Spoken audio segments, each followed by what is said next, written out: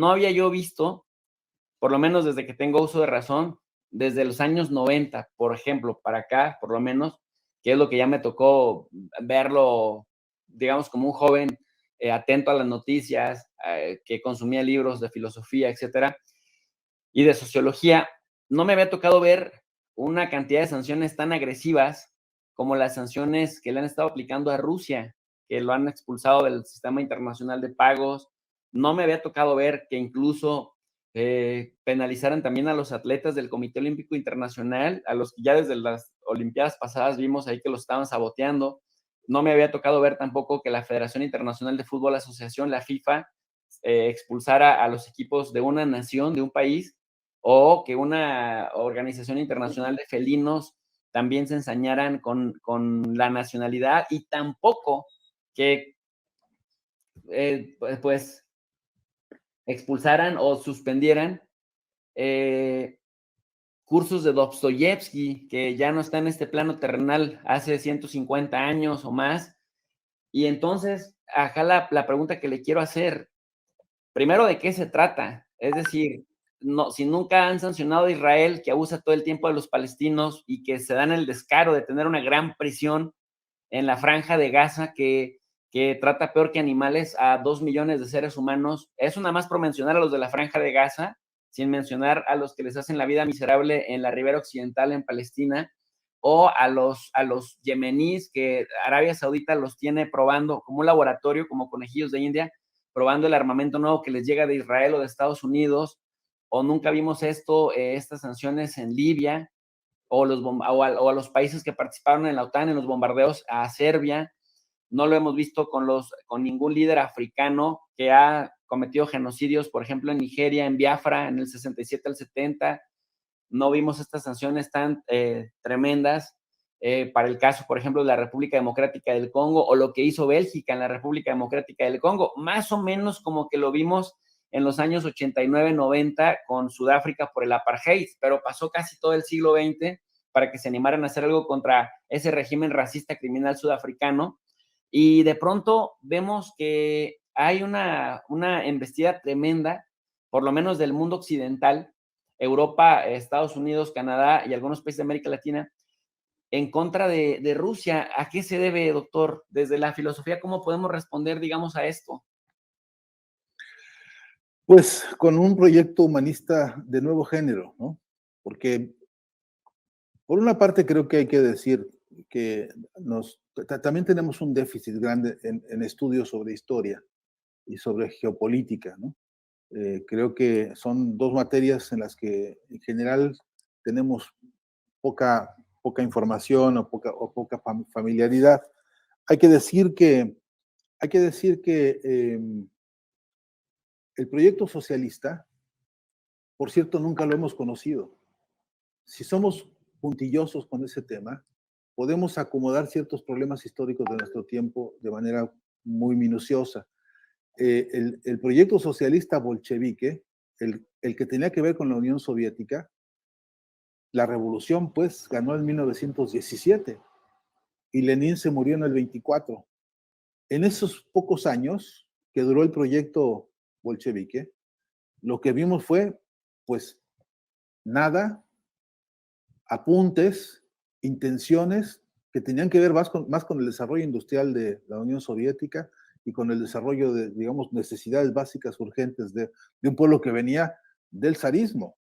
de las hambrunas y de lo que eso significó. Después el estalinismo produjo una deformación enorme del asunto. Entonces, valdría la pena después hacer un estudio minucioso de qué realmente fue y a dónde fue a parar el proyecto socialista. Hemos visto en algunos países intenciones de caminar hacia el socialismo y hemos visto, yo creo que proyectos verdaderamente valiosos en los que el pensar, ese pensar a partir de ese tronco de ideas, ha prosperado incluso con ideas creativas y nuevas que no repiten los formatos del estalinismo y tampoco repiten como los dogmas que se pudieron haber hecho y que se hicieron muchos a propósito del marxismo, etcétera, ¿no? De modo que creo que hay que revisar bien el siglo XX para ver. De todas maneras, los grandes derrotados en esta historia, que fue el nazismo, porque al final de cuentas Rusia intervino, el estalinismo pudo intervenir y ayudó a aniquilar, ¿no?, las fuerzas del nazifascismo, pero lo cierto es que los que se llamaron perdedores acabaron de maneras muy diversas trasladando ese pensar y ese hacer hacia distintas esferas. Algunos dicen, hasta con humor negro, dicen que en realidad el que ganó la Segunda Guerra Mundial fue Hollywood, ¿no? Que porque ahí se asentó el conjunto de estos valores que tenían, que entre otras cosas cargan una rencilla profunda frente a Rusia, y esa rusofobia tiene una larga data. Tendríamos que rastrear de dónde viene y que hoy se expresa de manera absolutamente desaforada y absolutamente impúdica e impune, ¿no?, en el planeta entero. Porque bien, como usted dice, han sido capaces de echar a un director de una orquesta simplemente por ser ruso. Y esta persecución que tiene apellido nacional, y cuidado con eso, porque ese odio contra lo nacional es un foco, es una de las grandes herencias perversas del nazismo. Esa connotación de porque eres ruso,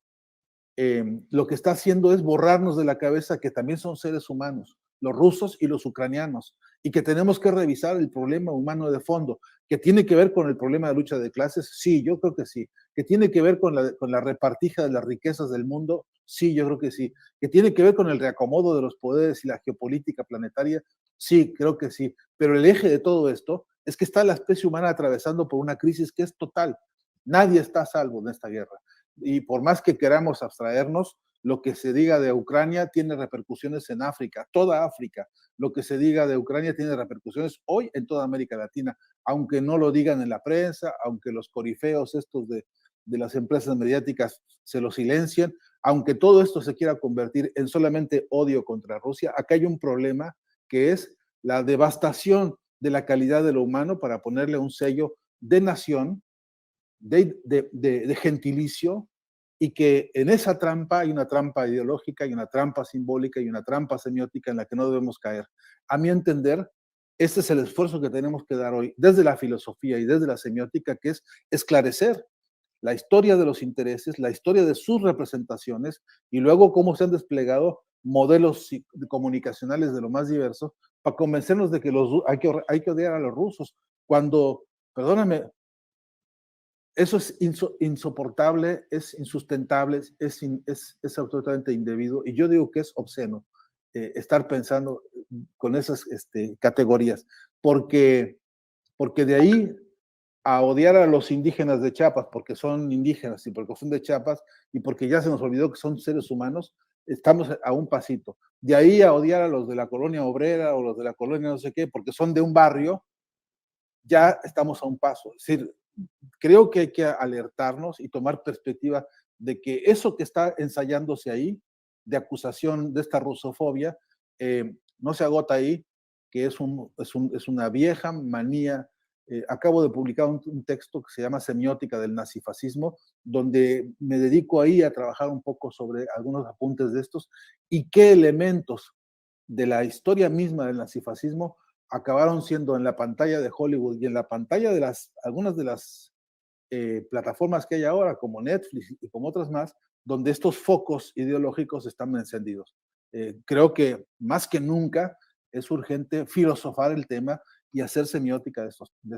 estos verdaderamente amenazas contra la humanidad, ¿no?